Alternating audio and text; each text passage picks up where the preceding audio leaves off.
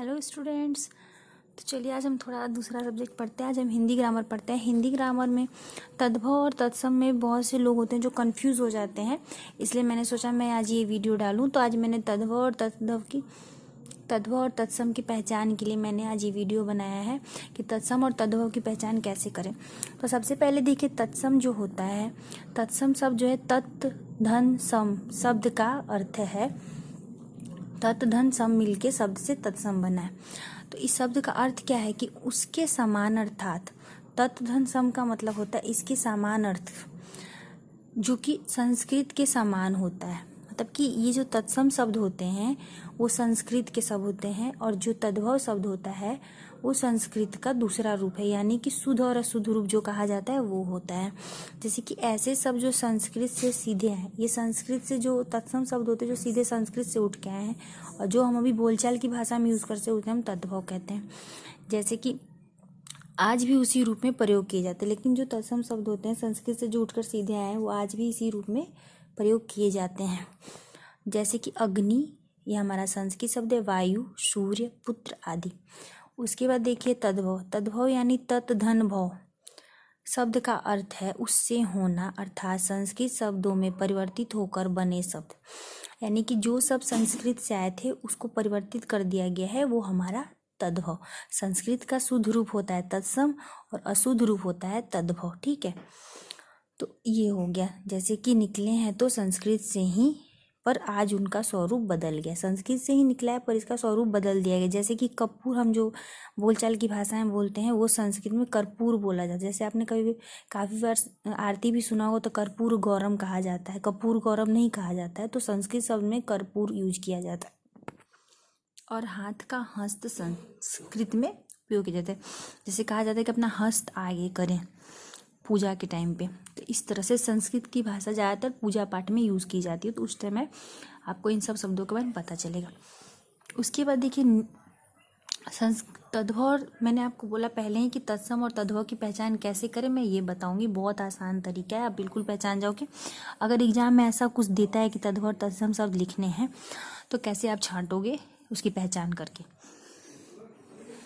तो देखिए पहला नंबर नियम, रूल नंबर 1, प्राय छ से क्षत्रिय जो छ होता है उसका प्रयोग तत्सम शब्द में किया जाए, संस्कृत शब्दों में होता है छ का प्रयोग। जैसे क्षति, क्षत्रिय, नक्षत्र, क्षण, शिक्षक, लक्ष्य, उपेक्षा आदि सब में छ का प्रयोग है, यानी ये सारे संस्कृत के शब्द हैं। ठीक है, उसके बाद देखिए नियम 2, प्राय तत्सम में व यानी वक जो हम यूज करते यरलव पढ़ते हैं वो व वर्ण तद्भव में ब हो जाता है। ब से बतक वाला ब हो जाता है। तत्सम में क्या होता है, वणिक अगर हुआ तो उसी को हम तद्भव में बनिया बोलते हैं, यानी कि संस्कृत शब्द वर्णिक है तो हमारा तद्भव शब्द जो है बनिया हो जाता है। वर्षा, वर्षात, ज़्यादातर हम बोलचाल की भाषा में इंसान ये सब यूज करता है, बट ये संस्कृत के शब्द है। वक का वहुला हो जाता है, वर यात्रा का बारात हो जाता है, विवाह का व्याह हो जाता है, बानर का बंदर हो जाता है, विद्युत का बिजली हो जाता है। ठीक है, आई होप सो आपको बहुत अच्छा लग रहा होगा और आपको समझ भी आ रहा होगा। अगर अच्छा लग रहा हो तो कमेंट में ओके मैम ज़रूर करिएगा, और चैनल को सब्सक्राइब कर लीजिएगा और बेल आइकन को ज़रूर दबाइएगा ताकि सारे वीडियो मेरे आपको मिलते रहें। तो चलिए नेक्स्ट चलते हैं नियम नंबर 3 की ओर। नियम 3 में देखिए, प्राय जिन तत्सम शब्दों में श होता है, श यानी ये श होता है सलगम श, तो उसकी जगह पे हमारा जो ये शांप स यानी दंती श का प्रयोग किया जाता है। ठीक है, इस स के जगह पे अगर इस श का प्रयोग किया जाए तो वो हमारा तद्भव शब्द होता है। अगर ये श है तो हमारा तत्सम शब्द है, अगर ये श आ गया तो वो तद्भव शब्द है। जैसे कि श्यामल, श्यामल का तद्भव शब्द होता है श्यामला। जैसे काफ़ी बार गाना कृष्ण भगवान के गाने में श्यामली सूरत होता है ना, तो श्यामल यानी श्यामला। शुक यानी शुआ जो सुई होता है, शाक यानी साग, शूंढ सुढ़, श्वशुर ससुर।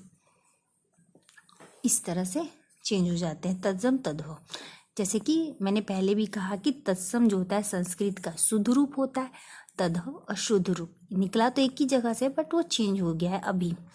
फिर हमारा नियम 4 देखिए क्या है, प्राय री का प्रयोग, री से ऋषि वाला जो री का प्रयोग है तत्सम शब्दों में किया जाता है। ज़्यादातर वो शब्द यूज होता है तत्सम शब्द यानी संस्कृत भाषा में। जैसे तत्सम में श्रृंगार, तद्भव में सिंगार, तत्सम में घृत, तद्भव में घी, भ्रातृमार्या यानी भाभी, मृत्तिका यानी मिट्टी। ठीक है, उसके बाद देखिए नियम 5 क्या है, विसर्ग का प्रयोग उन्हीं शब्दों में होता है जो हिंदी में उसी रूप में प्रचलित हैं।